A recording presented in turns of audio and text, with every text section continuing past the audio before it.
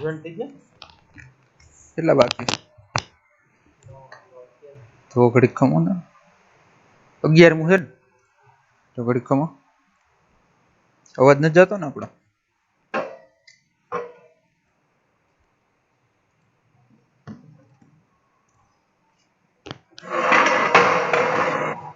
રામાયણ ચાલુ કરીને પછી અડધા ન હોય રામાયણમાં એમાં 2 તો આપણે હોય 9 માંથી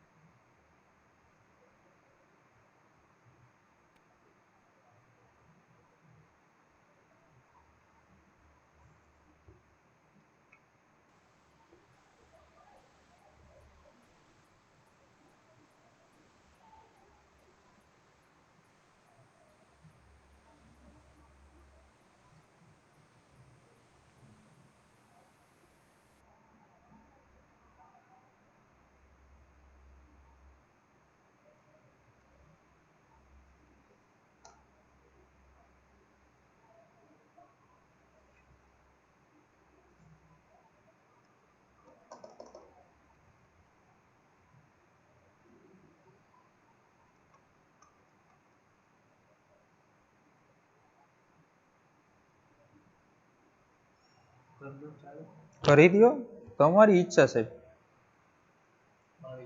હા હા કરો કરો વેતું ઓબીએસ ઓલું કર્યું ચાલુ F6 મારો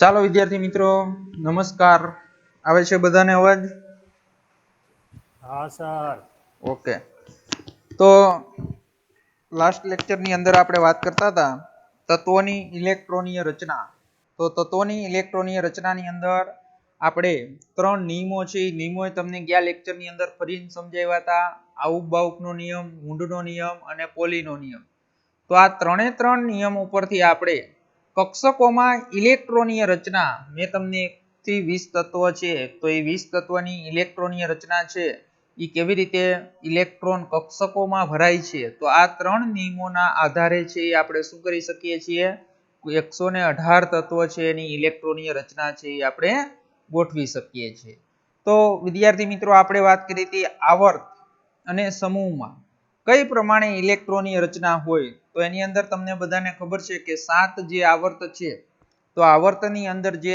આવર્ત તમે એમ કહો 1 તો એની અંદર છે મુખ્ય ક્વોન્ટમાંક એટલે કે n બરાબર 1 અને જ્યારે તમે છે 5 કહો તો 5 6 કહો તો 6 તો એવી રીતે મેં તમને જે પીડીએફ મોકલી હતી એના ઉપરથી તમને વધારે આઈડિયા આવ્યો હશે કે ભાઈ આ આવર્ત નંબર કેવી રીતે હોય અને એની અંદર ઇલેક્ટ્રોનીય રચના કેવી રીતે હોય તો એની ગયા લેક્ચરની અંદર આપણે વાત કરી ત્યાર પછી સમૂહ છે તો એ સમૂહની અંદર પણ આપણે છે ઇલેક્ટ્રોનીય રચનાની વાત કરી હતી તો સમૂહની અંદર છે તમને બધાને ખબર છે કે ભાઈ ઊભો સ્તંભ હોય એને શું કહેવામાં આવે છે સમૂહ કહેવામાં આવે છે અને સમૂહની અંદર છે સંયોજકતા કોષની ઇલેક્ટ્રોનીય રચના કેવી હોય છે સમાન હોય છે એટલે કે બાહ્યતમ કક્ષાની અંદર રહેલા ઇલેક્ટ્રોનીય રચના છે એ તમને પેલા સમૂહની અંદર તમને મેં સમજાવ્યું હતું. લિથિયમ, સોડિયમ, પોટેશિયમ, રૂબેડિયમ, સીઝિયમ અને ફ્રાન્સિયમ. તો આ પેલા સમૂહની ઇલેક્ટ્રોનીય રચના છે.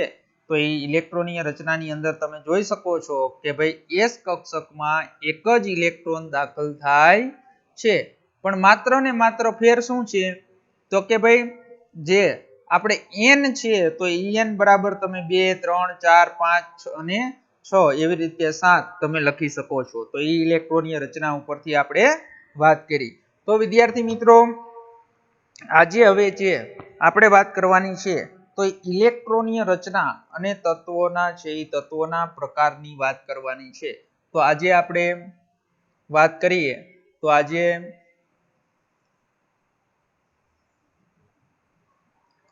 ઇલેક્ટ્રોનીય રચના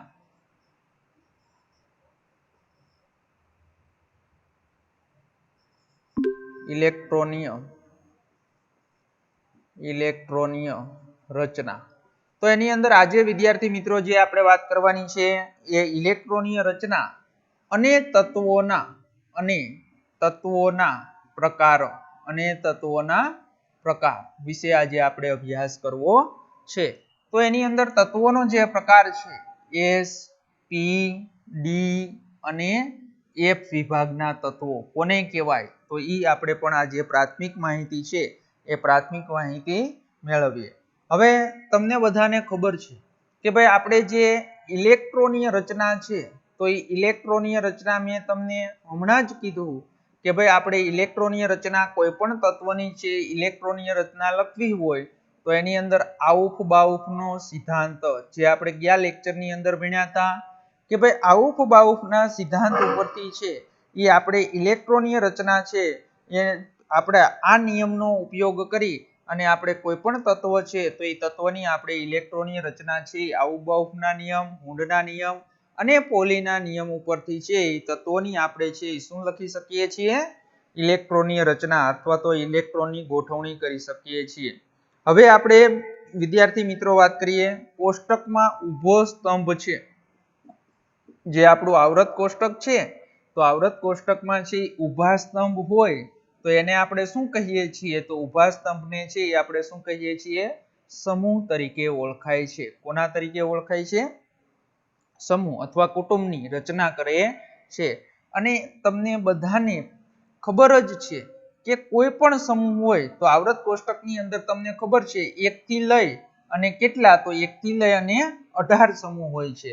તો સમૂહમાં છે સમૂહમાં આપને બધાને ખબર છે કે રાસાયણિક ગુણધર્મ કેવા હોય? તો રાસાયણિક ગુણધર્મ છે એ સમાન હોય. રાસાયણિક ગુણધર્મો છે એ રાસાયણિક ગુણધર્મો કેવા તમને જોવા મળશે? સમાન. પેલા સમૂહ છે તો પેલા સમૂહમાં રહેલા બધા જ તત્વો હોય તો એ બધા જ તત્વના રાસાયણિક ગુણધર્મો છે એ રાસાયણિક ગુણધર્મો કેવા હોય? સમાન હોય. અહીંયા ટેક્સ્ટ બુકમાં નથી આપ્યું, હું તમને ઉદાહરણ સાથે સમજાવું વિદ્યાર્થી મિત્રો કે ભાઈ લિથિયમ, સોડિયમ, પોટેશિયમ, રૂબેડિયમ, સીઝિયમ અને ફ્રાન્સિયમ. તો વિદ્યાર્થી મિત્રો આ બધાને ખબર છે, આ લેક્ચરની અંદર પણ આપણે વાત કરી હતી. તો આ જે બધા જ તત્વો છે તો એ બધા જ તત્વો કયા સમૂહ છે? તો સમૂહ નંબર 1 ના તત્વો છે. તો સમૂહ નંબર જે 1 છે તો આ બધા જ જે સમૂહ છે એ સમૂહમાં છે એના રાસાયણિક ગુણધર્મ છે એ રાસાયણિક ગુણધર્મ કેવા હોય? તો રાસાયણિક ગુણધર્મ છે એ સમાન હોય છે. કેવી રીતે સમાન હોય છે? એ એક વસ્તુ ખાસ વિદ્યાર્થી મિત્રો 2 વર્ષ દરમિયાન આપણી સાથે જ રહેશે કે ભાઈ રાસાયણિક ગુણધર્મ કોના ઉપર આધાર રાખે? તો રાસાયણિક ગુણધર્મ છે તે તત્વોની ખાસ વિદ્યાર્થી મિત્રો એ હમણાં સમજાવવું હતું ઉદાહરણ દ્વારા તે તત્વોની બાહ્યતમ કક્ષામાં રહેલા ઇલેક્ટ્રોન. તો બાહ્યતમ કક્ષામાં છે કક્ષામાં રહેલા ઇલેક્ટ્રોન પર આધાર રાખે છે. કોના ઉપર આધાર રાખે છે? ઇલેક્ટ્રોન પર.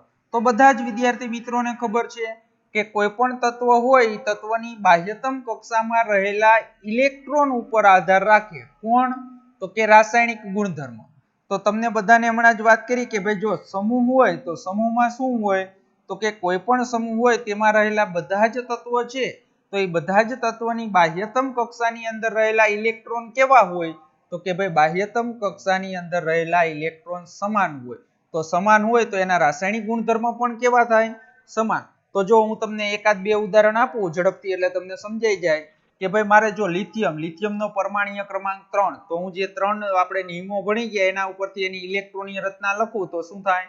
1s2 2s1 થશે વિદ્યાર્થી મિત્રો. ગયા લેક્ચરમાં વાત કરી હતી સોડિયમનો પરમાણ્વીય ક્રમાંક કેટલો? તો 11. તો એની અંદર જો શું આવશે? 1s2 2s2 2p. હવે 11 ઇલેક્ટ્રોન ભરવાના છે એટલે 2p6 એટલે 6 ને 4 10 અને 3s1. હવે જો આ જે ઇલેક્ટ્રોનીય રચના છે આને અંતઃ ઇલેક્ટ્રોનીય રચના કહેવાય. જો આ મેં કાઉન્ટ કર્યું ને પણ જો અહીંયા 2s1 3s1 અહીંયા 1 3s1 તો આ એની શું થઈ? બાહ્યતમ ઇલેક્ટ્રોનીય રચના થઈ.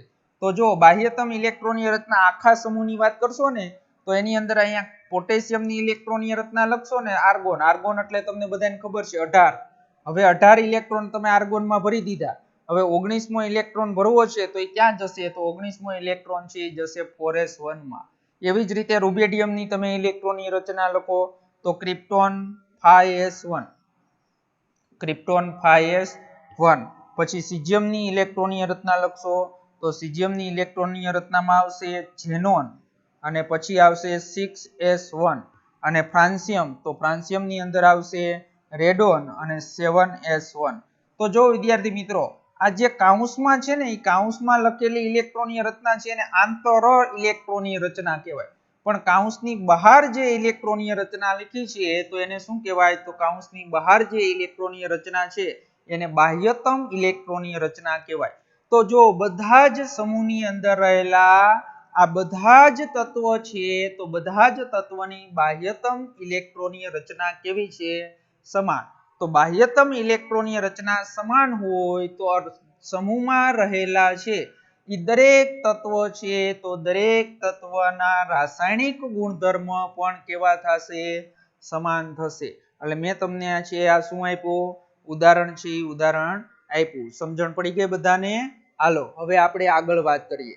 તો એની અંદર આપણે આગળ વાત કરીએ કે ભાઈ તત્વોની છે એ બાહ્યતમ કક્ષામાં તત્વોની છે એ તત્વોની બાહ્યતમ કક્ષામાં તત્વોની છે એ બાહ્યતમ કક્ષામાં છે એ ઇલેક્ટ્રોનની સંખ્યા અને વિતરણ એક જ પ્રકારે થયેલું હોય. બાહ્યતમ કક્ષામાં ઇલેક્ટ્રોનની સંખ્યા અને વિતરણ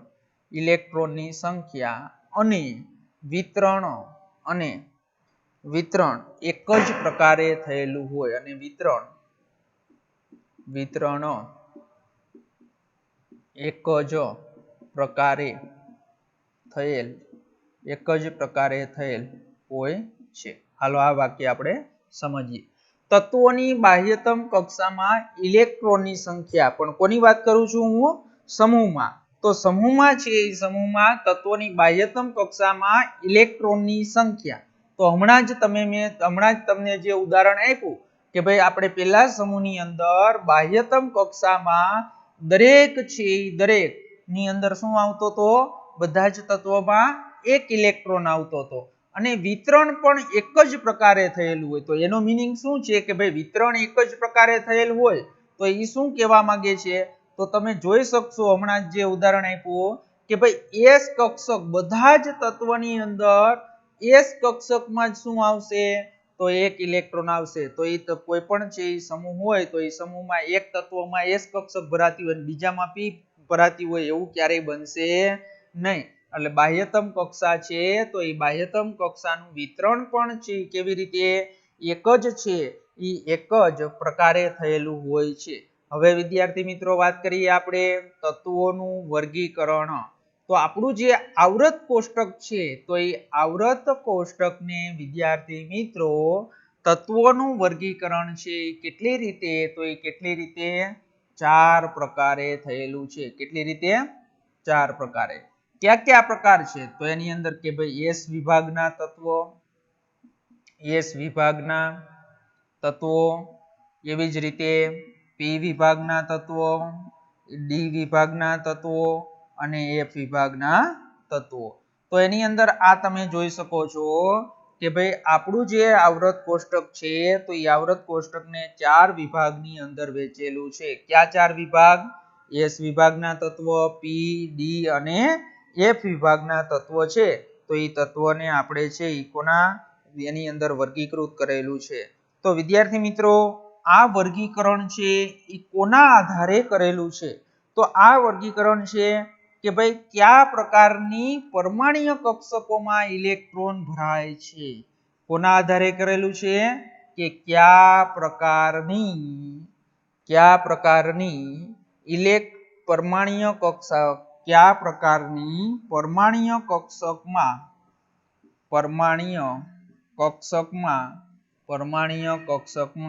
ઇલેક્ટ્રોન ભરાયેલ છે તેના આધારે કરેલ છે. તો વિદ્યાર્થી મિત્રો આપણે કે જે તત્વ છે તો એ તત્વમાં કયા પ્રકારની પરમાણ્વીય કક્ષકમાં ઇલેક્ટ્રોન ભરાયેલ છે તેના આધારે એનું 4 વિભાગની અંદર છે એ શું કરવામાં આવ્યું છે? વર્ગીકરણ કરવામાં આવેલું છે. તો એ હમણાં કેવી રીતે વર્ગીકરણ કર્યું એ હમણાં તમને 5 મિનિટ પછી સમજાવું. પહેલા આપણે એની અંદર કે ભાઈ આ જે તત્વોનું વર્ગીકરણ કરેલું છે તો ઈ તત્વોના વર્ગીકરણની અંદર ખાસ વિદ્યાર્થી મિત્રો 2 અપવાદ છે. કેટલા અપવાદ છે? 2 અપવાદ છે. તો એ 2 અપવાદ પહેલા આપણે ભણી લઈએ. તો એની અંદર પહેલો અપવાદ છે તો એ પહેલો અપવાદ છે હિલિયમ. હાલો, હિલિયમ એટલે બધાને ખબર છે શું થશે? He. શું થશે? He, helium. તો હિલિયમ છે તો તમારે હિલિયમની શું કરવું છે? ઇલેક્ટ્રોનીય રચના લખવી છે. તો બધા જ વિદ્યાર્થીઓને હિલિયમની ઇલેક્ટ્રોનીય રચના લખતા આવડે. એનો પરમાણ્વીય ક્રમાંક Z = શું થાય? તો Z = 2. તો Z = 2 એટલે એનો મીનિંગ શું થશે? તો એનો મીનિંગ શું થશે? 2 ઇલેક્ટ્રોન છે એટલે શું થશે? 1s2. જો શું થયું?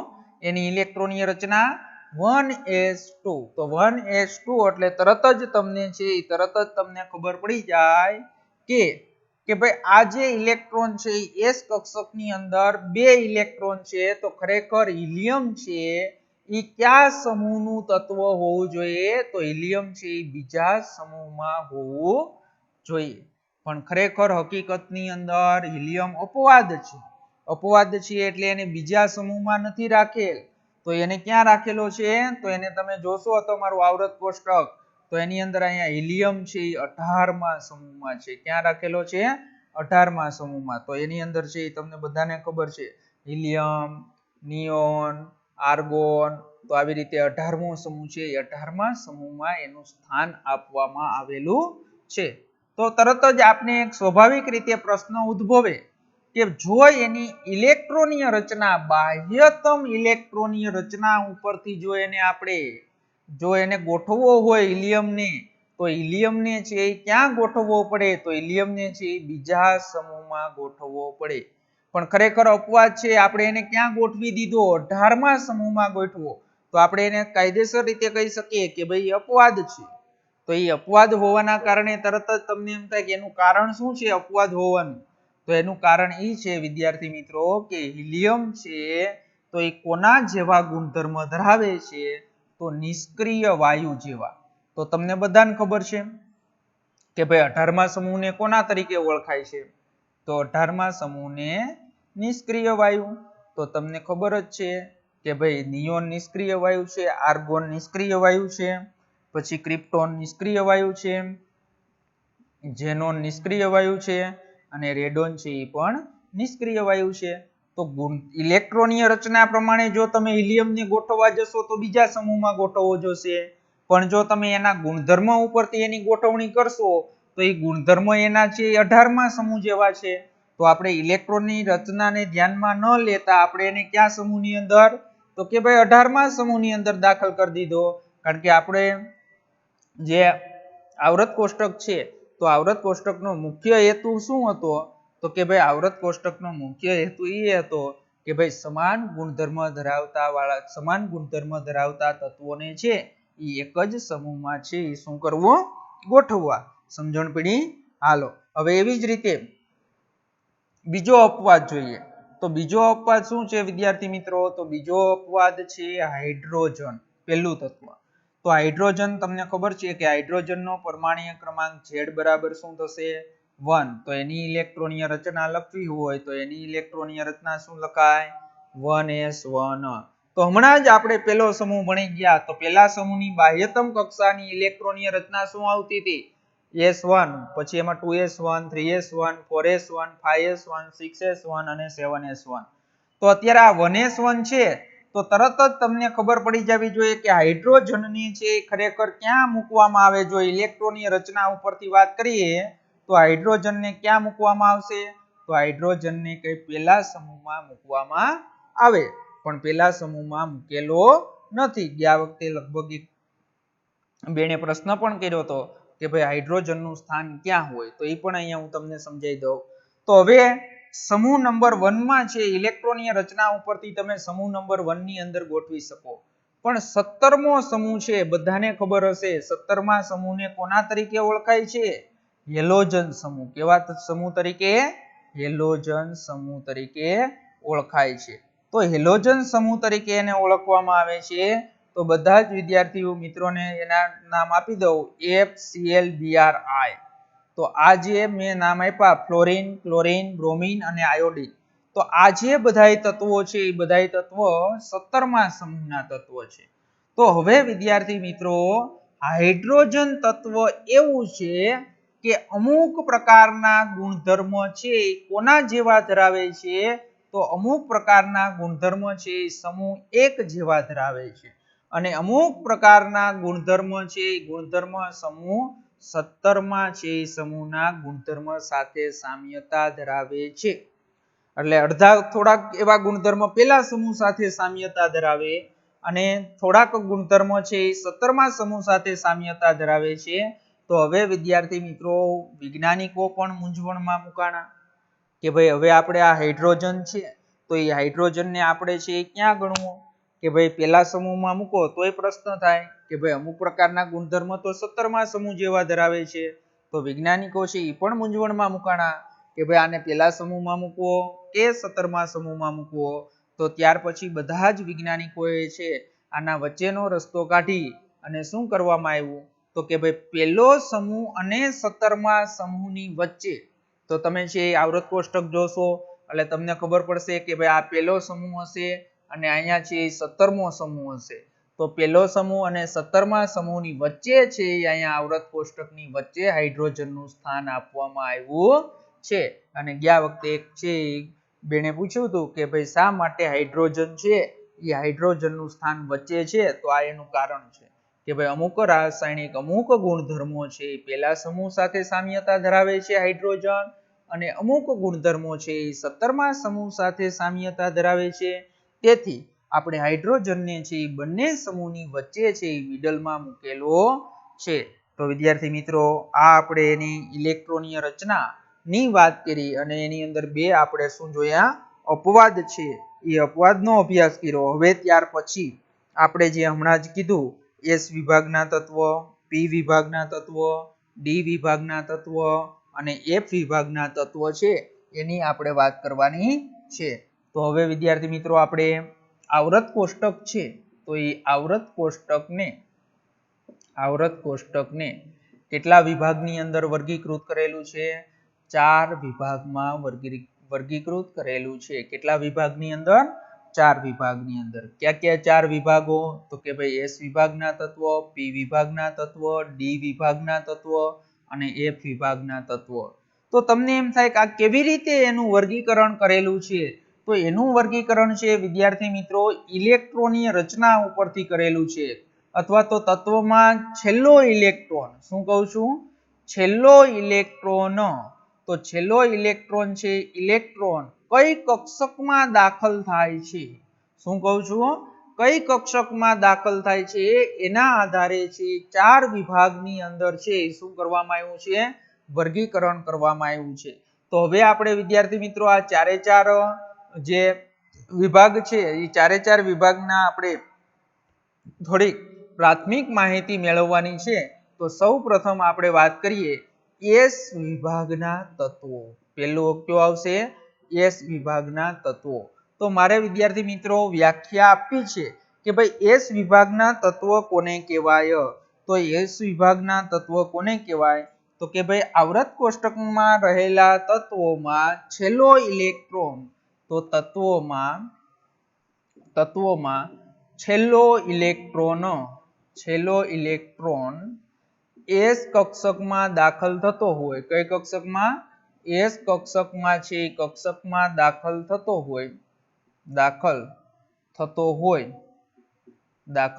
હોય તો તે તત્વોને એસ વિભાગના તત્વ કહે છે. એસ વિભાગના તત્વો કહે છે.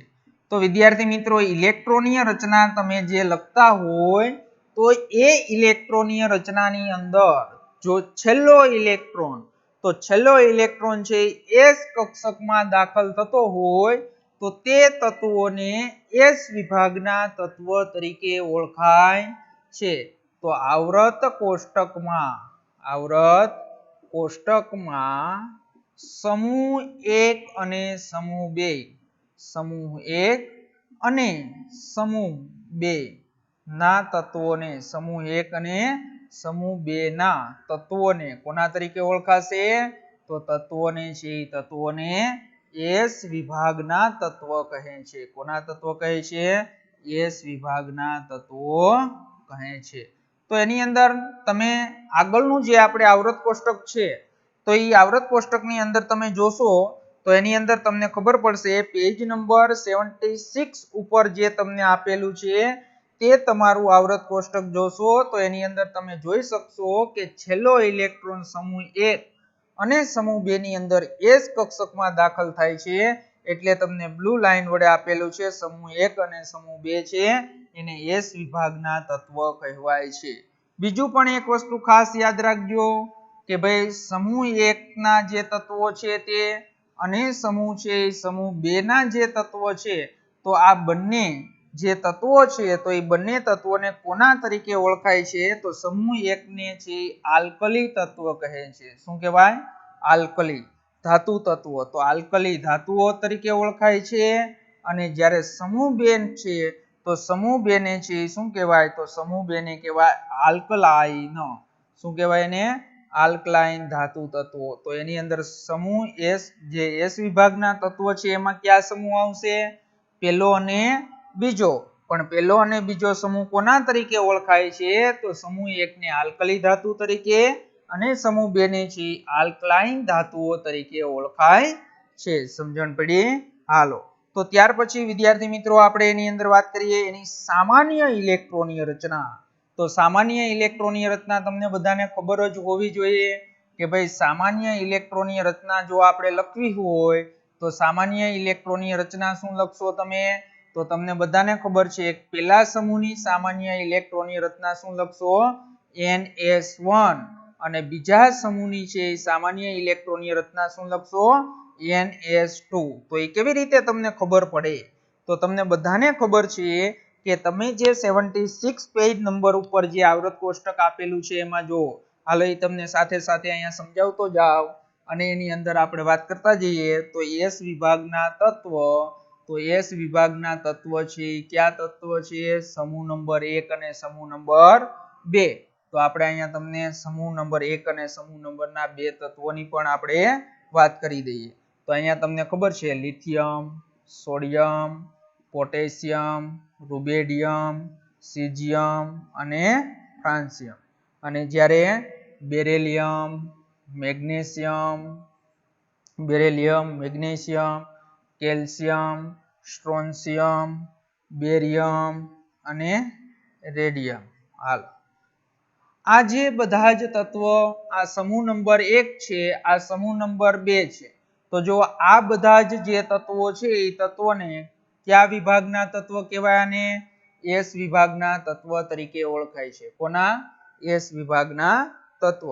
તમે ઇલેક્ટ્રોનીય રચના જોશો તો જો લિથિયમની નીચે લખેલું છે 2s1, સોડિયમની નીચે 3s1, પોટેશિયમની નીચે 4s1, 5s1, 6s1 અને 7s1. એવી જ રીતે બેરિલિયમની અંદર લખેલું હશે 2s2, અહીંયા 3s2, કેલ્શિયમમાં 4s2, સ્ટ્રોન્શિયમમાં 5s2, બેરિયમમાં 6s2 અને અહીંયા 7s2. હવે જો વિદ્યાર્થી મિત્રો તો તમને એક વળી પાછું મગજમાં એક પ્રશ્ન ઉદ્ભવે.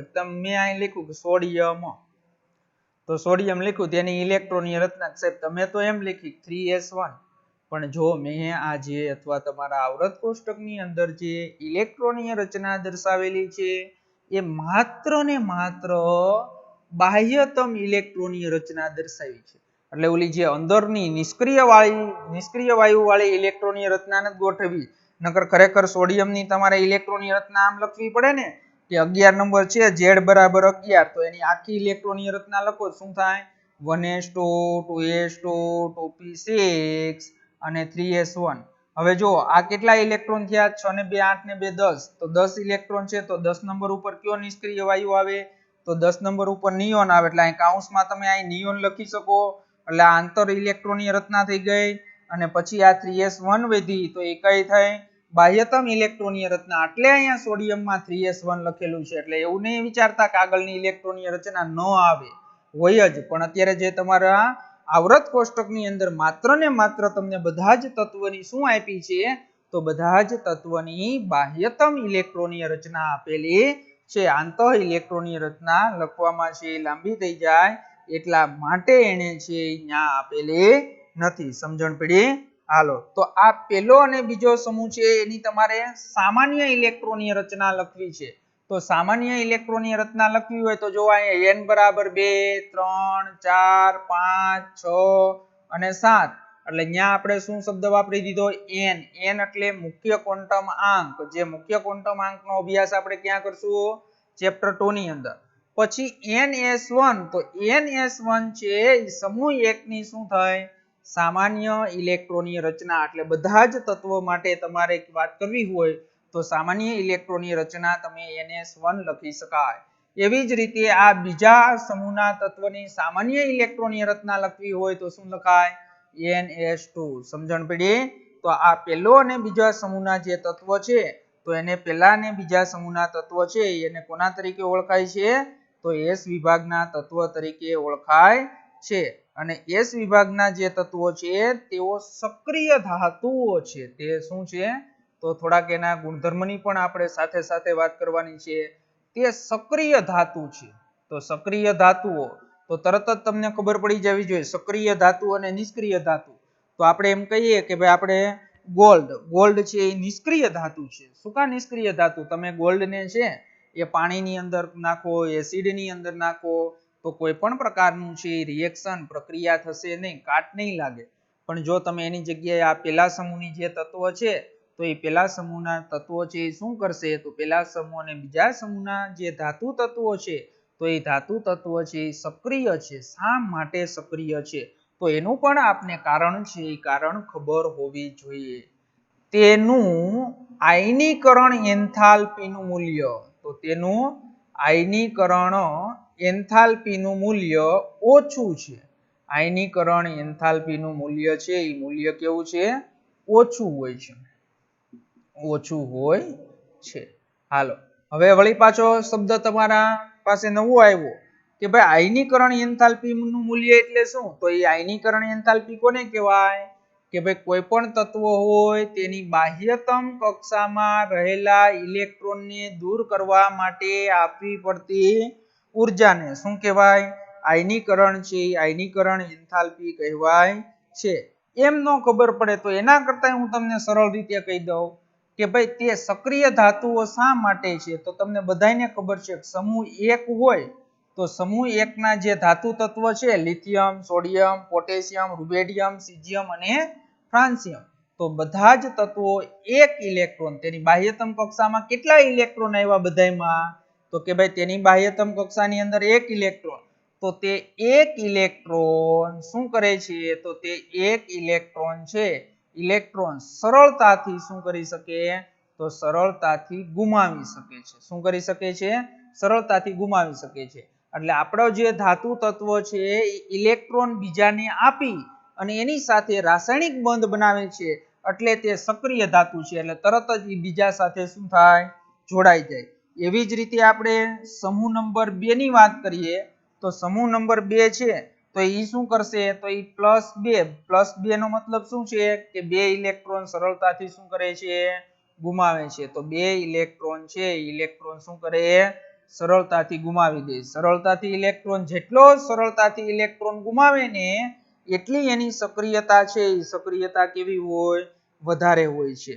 તો એની અંદર છે એ આપણે એમ કહીએ કે ભાઈ ઇલેક્ટ્રોન જેટલો સરળતાથી ગુમાવે એટલો જ છે એ શું થશે? તો એટલી જ એની સક્રિયતા છે એ સક્રિયતા કેવી છે? વધારે. હાલો આ વિદ્યાર્થી મિત્રો ખબર પડી? હવે હું તમને એમ કહું કે જો ખાસ બધાનું ધ્યાન અહીંયા કોન્સન્ટ્રેશન અહીંયા હોવું જોઈએ. આ પહેલા સમૂહના તત્વ છે અને આ બીજા સમૂહના તત્વ છે. તો પહેલા સમૂહના તત્વની છે એ સક્રિયતા વધારે હોય કે બીજા સમૂહના તત્વોની સક્રિયતા વધારે હોય? હાલો કોઈ પણ વિદ્યાર્થી મિત્રો એક વિદ્યાર્થી મિત્રો મને આન્સર આપશે. તમને હું પ્રશ્ન પૂછું છું કે આ પહેલા સમૂહના જે તત્વ છે તે અને બીજા સમૂહના તત્વ છે તે તેમાંથી સક્રિયતા છે સક્રિયતા કોની વધારે હોય? કોની સક્રિયતા વધારે હોય? કોઈના મગજમાં જો કાંઈ આઈડિયા આવતો હોય તો આન્સર આપી શકો છો, નકર હમણાં સમજાવું છું. સર હા બોલો. સર સમૂહ 1 ની. ઓકે સમૂહ 1 ની. શા માટે બેન? કેમ કે સર એમાં એક જ ઇલેક્ટ્રોન છે. વેરી ગુડ બેન. સરસ, બહુ સરસ. હાલો સારું વિચાર્યું તમે. તો એકદમ સરળમાં સરળ છે વિદ્યાર્થી મિત્રો કે ભાઈ જો પહેલા સમૂહમાં ઇલેક્ટ્રોન ગુમાવવાનો થાય તો પહેલા સમૂહમાં ઇલેક્ટ્રોન છે એ +1 એટલે કે તમારે છે એ શું કરવાનું છે? તો તમારે એક ઇલેક્ટ્રોન છે એક ઇલેક્ટ્રોન શું થશે? ગુમાવશે. એટલે એક ઇલેક્ટ્રોન સરળતાથી ગુમાવી શકાય કે બે ઇલેક્ટ્રોન સરળતાથી ગુમાવી શકાય? તો સ્વાભાવિક રીતે આપને ખબર જ છે કે ભાઈ એક ઇલેક્ટ્રોન આપણે શું કરી શકીએ? સરળતાથી ગુમાવી શકીએ. જ્યારે બે ઇલેક્ટ્રોન છે એ ગુમાવવા માટે થોડીક આના કરતા શું થાય? મુશ્કેલી થશે. એટલે પ્રતિક્રિયાત્મકતા અથવા સક્રિયતા બે શબ્દ વાપરી શકાશે. તમે એમ પણ કહી શકો સક્રિયતા અથવા તો પ્રતિક્રિયાત્મકતા. તો એનો જ જેવો શબ્દ છે પ્રતિક્રિયાત્મકતા. બેમાંથી કોઈ પણ શબ્દ તમે યુઝ કરી શકશો. તો પ્રતિક્રિયાત્મકતા કોની વધારે? તો કે ભાઈ પહેલા સમૂહની પ્રતિક્રિયાત્મકતા બીજા સમૂહ કરતા પહેલા સમૂહની પ્રતિક્રિયાત્મકતા વધારે છે. આ તમને એટલું ખબર પડી ગઈ. હવે હું તમને એમ કહું છું કે સમૂહ 1 છે. લિથિયમ છે, સોડિયમ છે, પોટેશિયમ છે, રૂબેડિયમ છે, સીઝિયમ છે અને ફ્રાન્સિયમ છે. તો એમાં કોની પ્રતિક્રિયાત્મકતા વધારે? પણ આ વસ્તુ હજી તમને ખબર નહીં પડે એટલે હું જેનો આન્સર આપી દઉં છું કે કોઈ પણ સમૂહ હોય સમૂહમાં તમે ઉપરથી નીચે જાશો. સમૂહમાં એક વસ્તુ યાદ રાખજો, ઉપરથી નીચે જાશો તો તેની પ્રતિક્રિયાત્મકતામાં વધારો થશે. શેની અંદર? પ્રતિક્રિયાત્મકતામાં શું થશે? વધારો. તો વળી પાછો પ્રશ્ન આવ્યો તમારી સામે કે સાહેબ એવું શા માટે કે ભાઈ સમૂહમાં તમે ઉપરથી નીચે તરફ જાઓ તો પ્રતિક્રિયાત્મકતામાં વધારો શા માટે થાય? તો એનો પણ આન્સર છે વિદ્યાર્થી મિત્રો કે લિથિયમ જેમ સમૂહમાં તમે ઉપરથી નીચે તરફ જશો ને તેમ તેમ પરમાણુનું કદ છે એ વધશે અને પરમાણુનું કદ જેનું વધારે હોય ને એની અંદર ઇલેક્ટ્રોન છે ને એ સરળતાથી ગુમાવી શકે. એટલે એક વસ્તુ ખાસ યાદ રાખજો કે સમૂહમાં ઉપરથી નીચે તરફ જતા તેની પ્રતિક્રિયાત્મકતામાં શું થશે? વધારો. એટલે કે તેની સક્રિયતા છે સક્રિયતા કેવી થશે? વધારે થશે. અને ઈ પણ આપણે આગળ ભણવામાં આવશે ત્યારે પણ સમજાવીશ, પણ અત્યારે મેં તમને આન્સર આપી દીધો કે સમૂહમાં ઉપરથી નીચે તરફ જતા પરમાણ્વીય કદ છે શું થશે? તો કે પરમાણ્વીય કદ વધશે અને પરમાણ્વીય કદ વધવાના કારણે ઇલેક્ટ્રોન છે શું કરશે? તો ઇલેક્ટ્રોન છે સરળતાથી ગુમાવી શકશે. સમજણ પડી? એટલે બે વસ્તુ, એક તો પ્રતિક્રિયાત્મકતા અને બીજું ધાત્વીય લક્ષણ. ધાત્વીય લક્ષણ એટલે એ આગળ આવશે પણ અહીંયા થોડુંક સમજાવી દઉં તમને કે ભાઈ ધાત્વીય લક્ષણ એટલે ધાતુ કોણ વધારે હોય તો સમૂહમાં ઉપરથી નીચે તરફ જતા ધાત્વીય ગુણધર્મોમાં પણ શું થશે? વધારો જોવા મળશે. સમજણ પડી? હાલો હવે એની અંદર આપણે વાત કરી દઈએ તો કે ભાઈ જે તત્વ ધાતુ તત્વ છે એ વધુ પ્રતિક્રિયાત્મકતા હોવાના કારણે તે કુદરતમાં આપણે શુદ્ધ સ્વરૂપે મળે નહીં.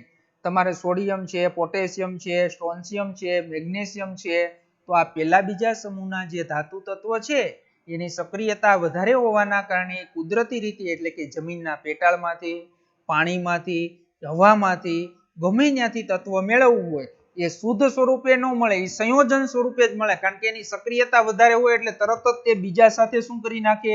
પ્રક્રિયા કરી નાખે. અને લિથિયમ અને બેરિલિયમ સિવાયના S વિભાગના તત્વો છે એ સંયોજનો મુખ્યત્વે કેવા હોય છે? આયનીય સંયોજન હોય છે. આયનીય સંયોજન છે એની પણ આપણે આગળ વાત કરશું.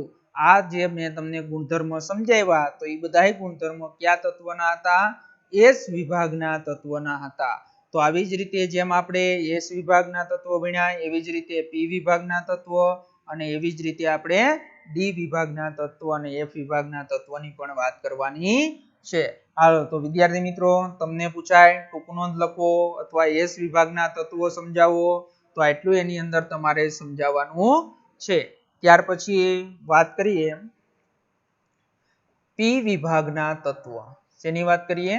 P વિભાગના તત્વ. હવે બધાને આવડી જાય ને વ્યાખ્યા લખવી હોય તો શું થાય વ્યાખ્યા? તો એની વ્યાખ્યા એકદમ સરળમાં સરળ કે ભાઈ જે તત્વમાં છેલ્લો ઇલેક્ટ્રોન P કક્ષકમાં દાખલ થતો હોય તો તે તત્વને P વિભાગના તત્વ કહે છે. તો આપણે વ્યાખ્યા લખવી હોય તો જે તત્વોમાં છેલ્લો ઇલેક્ટ્રોન P કક્ષકમાં દાખલ થતો હોય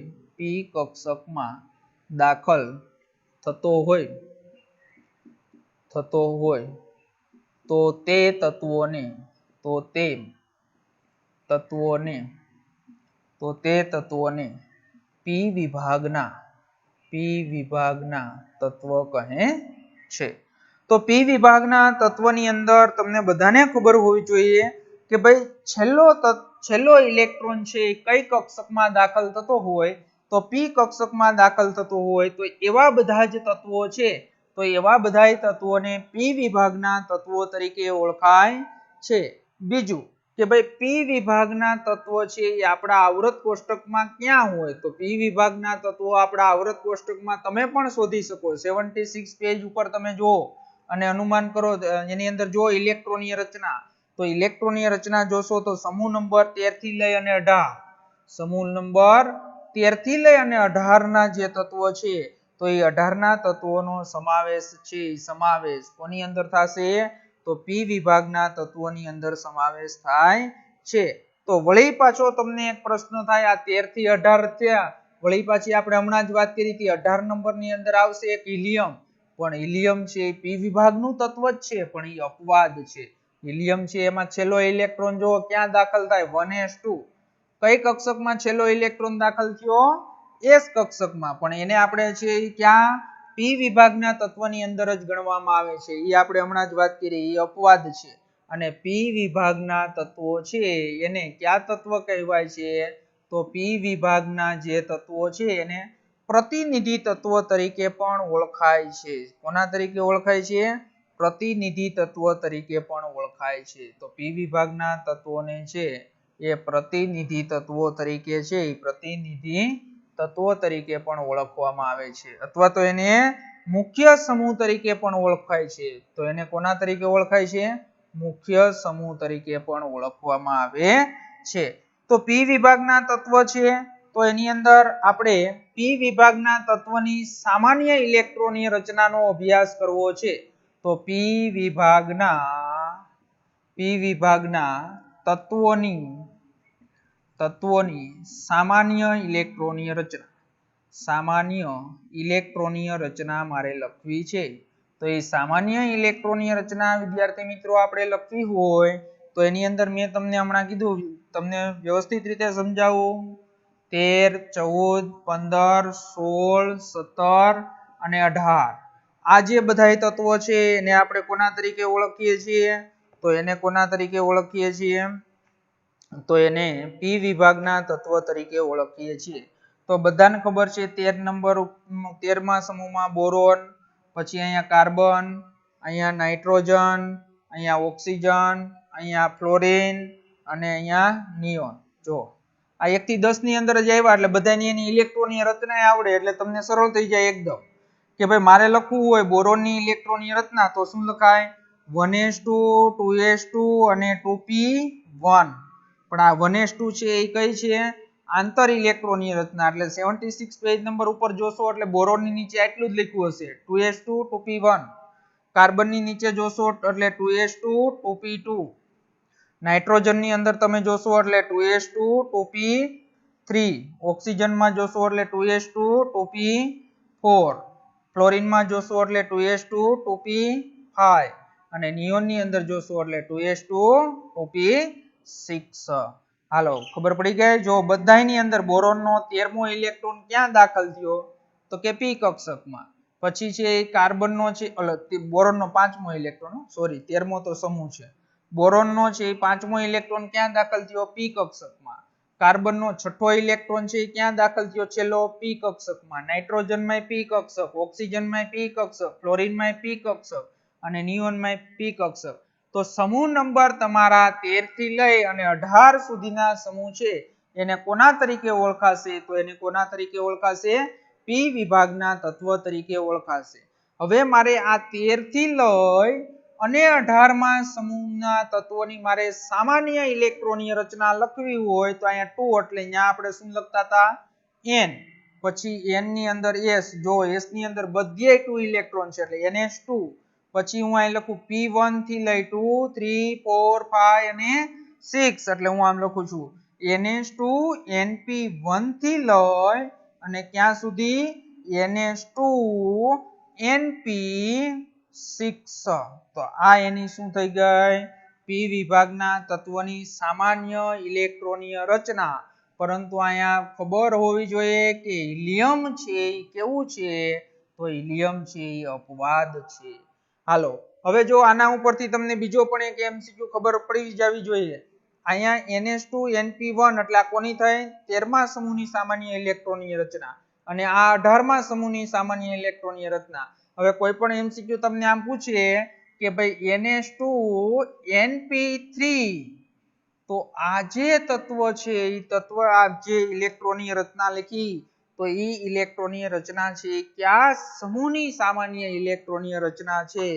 હાલો ધ્યાન અહીંયા ns2 np3 એ કયા સમૂહની સામાન્ય ઇલેક્ટ્રોનીય રચના છે? હાલો આન્સર આપો કોઈ પણ એક વિદ્યાર્થી.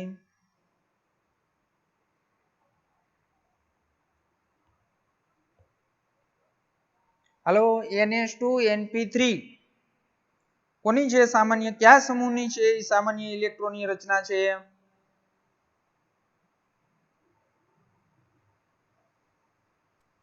સર પી સમૂહની. p વિભાગના તત્વની સમૂહ છે 13માની 14 15 16 17 18 નંબર આપવાના છે. 15માની. Very good. 15માની. ઓકે તો ખબર પડી ગઈ બેન કેવી રીતે? જો નાઇટ્રોજનની શું છે? 2s2 2p3 એટલે તરત જ ખબર પડી જાય 15. જો 4 હોય તો 16, 5 હોય તો 17 અને 6 હોય તો 18. તો આવી રીતે તમને ખબર હોવી જોઈએ.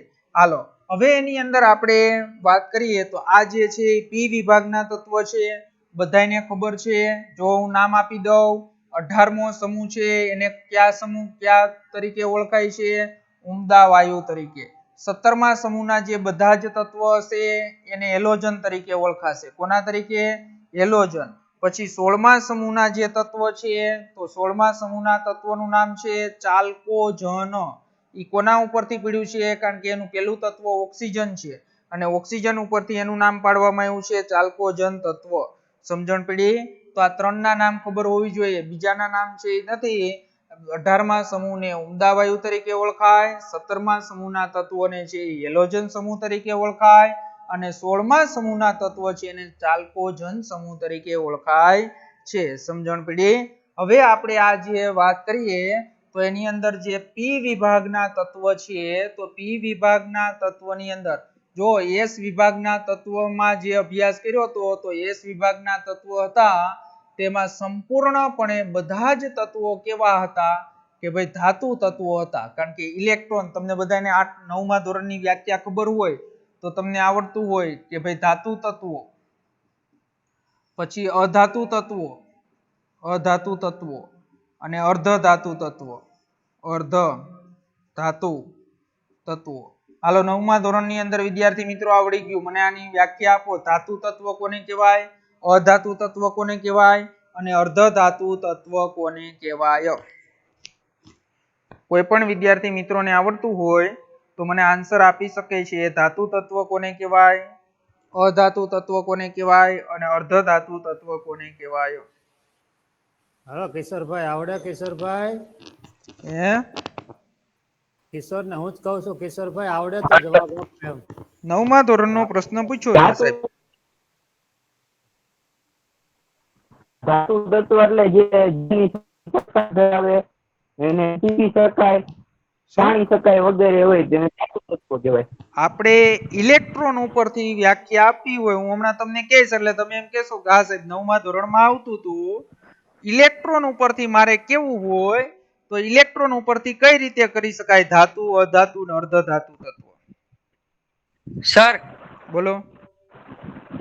જે તત્વની બાહ્યતમ કક્ષામાં 1, 2 કે 3 ઇલેક્ટ્રોન હોય તેને ધાતુ તત્વ, 7, 8 કે 9 6, 5, 7, 6 હા 6, 7, 8 હોય તેને અધાતુ અને 4 હોય તેને અર્ધ ધાતુ તત્વ કહેવાય. વેરી ગુડ બેટા. શું નામ છે તારું?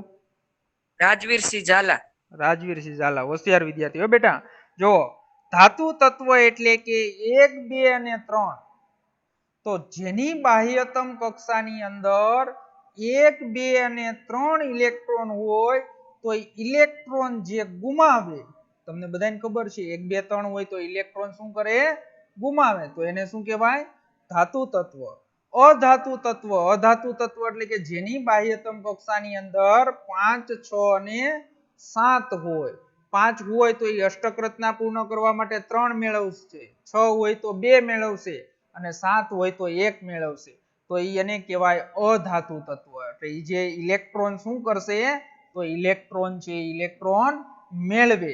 અને જ્યારે અર્ધ ધાતુ તત્વ છે તો અર્ધ ધાતુ તત્વ કે જેની બાહ્યતમ કક્ષાની અંદર 4 ઇલેક્ટ્રોન, એટલે 4 ઇલેક્ટ્રોન હોય ને એ ક્યારેય ગુમાવે પણ નહીં, 4 ઇલેક્ટ્રોન કોઈ મેળવે પણ નહીં, પણ ભાગીદારી કરીને સહસંયોજક બંધ બનાવે. શું કરે?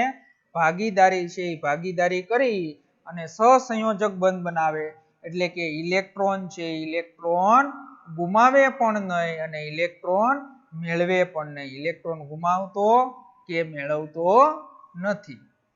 હાલો ખબર પડી ગઈ બધાને?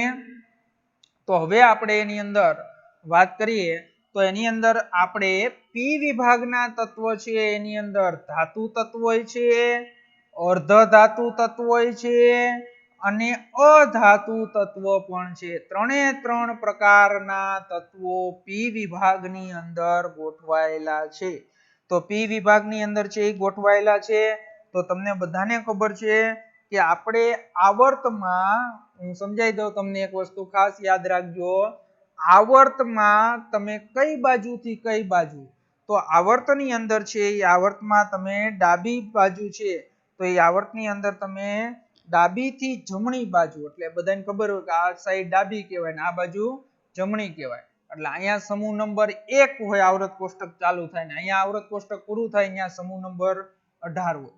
એટલે ડાબીથી જમણી બાજુ જઈએ તો ધાત્વિય ગુણધર્મ છે.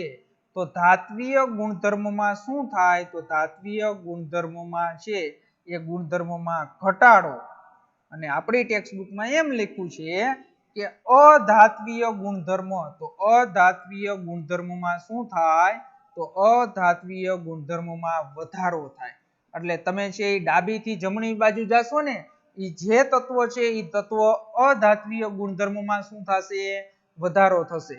તો એની અંદર આપણે હમણાં જે વાત કરતા હતા તો એની વાત કરીએ કે ભાઈ બોરોન છે તો બોરોનનો 5મો છે પરમાણ્વીય ક્રમાંક, એટલે એની ઇલેક્ટ્રોનીય રચના લખવી હોય તો શું થાય 2 અને 3 બાહ્યતમ કક્ષામાં કેટલા ઇલેક્ટ્રોન આવ્યા 3 તો આ બોરોન છે એ ધાતુ તત્વ છે. કાર્બન છે તો કાર્બનની બાહ્યતમ કક્ષામાં કેટલા ઇલેક્ટ્રોન હોય 4 તો અર્ધધાતુ તત્વ એવી રીતે છે એ શું થશે તો અધાત્વીય ગુણધર્મોમાં છે એ શું થશે વધારો થતો જશે. તો એની અંદર છે આવર્તમાં અધાત્વીય ગુણધર્મોમાં ડાબીથી જમણી બાજુ જશો તો શું થશે વધારો. અને હમણાં જ આપણે એસ વિભાગની અંદર ભણી ગયા કે સમૂહ કોઈ પણ હોય ઉપરથી નીચે આવશો તો ઉપરથી નીચે આવતા ધાત્વીય ગુણધર્મોમાં શું થશે તો ધાત્વીય ગુણધર્મોમાં છે એ વધારો થશે. સમજણ પડી. આ પી વિભાગના તત્વોની વાત કરી.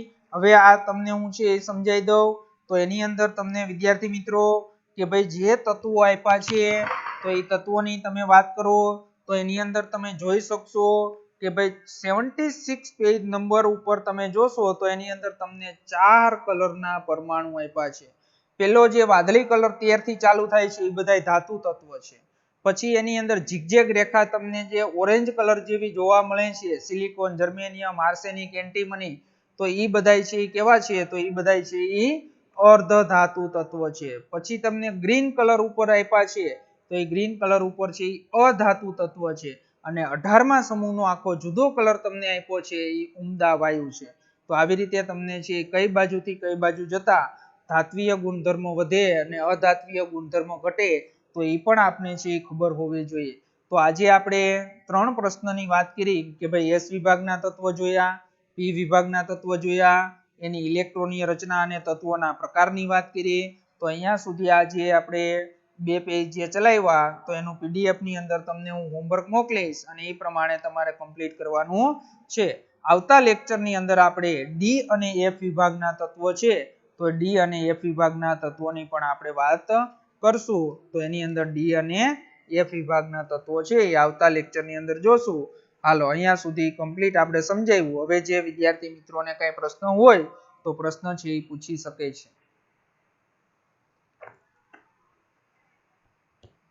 હાલો કોઈ વિદ્યાર્થી મિત્રોને કઈ પ્રશ્ન હોય તો પ્રશ્ન છે એ ઝડપથી તમે પૂછી શકો છો. હોમવર્ક આપી દે. હોમવર્ક શું? હોમવર્ક હા હોમવર્ક કહી દીધું અને હું પીડીએફ મોકલી દઈશ સાંજે.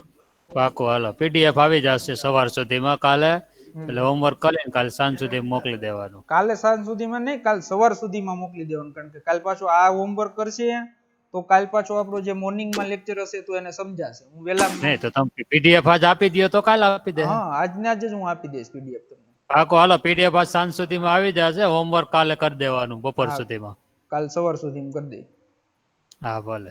હા હા હાલો હાલો. પ્રશ્ન હોય તો બોલો, બાકી લેફ્ટ માંડો થવા. હા હાલો ઝડપ રાખો. પ્રશ્ન હોય તો બોલી દો, બાકી પોતે લેફ્ટ થવા માંડો. પ્રશ્ન કોઈને કઈ ન હોય તો.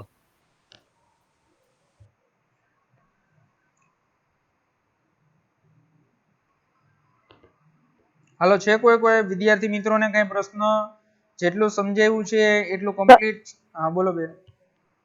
સર હિલિયમ ને ક્યાં વિભાગમાં રાખવાનો? હિલિયમ ને રાખવાનો પી વિભાગમાં. એની ઇલેક્ટ્રોનીય રચના નથી થતી પી વિભાગ જેવી.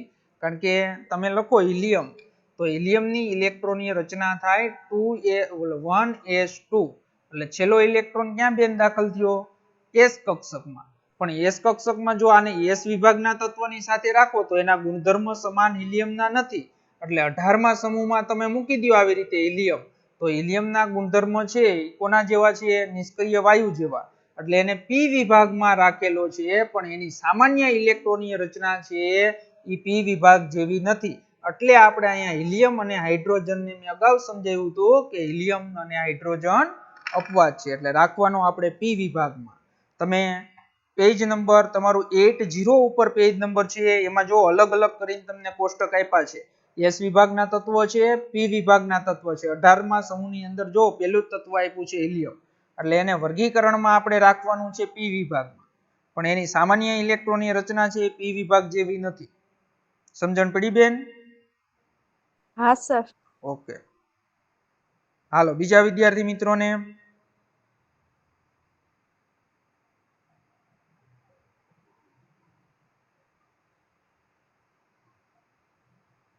હાલો કોઈ જ નથી તો ઝડપથી હાલો બધા લેફ્ટ થવા મળો.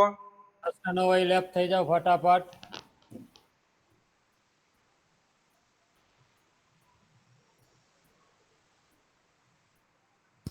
12 ચાલુ કરાવો જાવ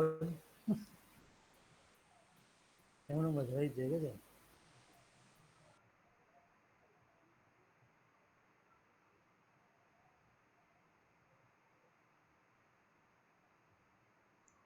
હાલો ફટાફટ લેફ્ટ થઈ જાઓ.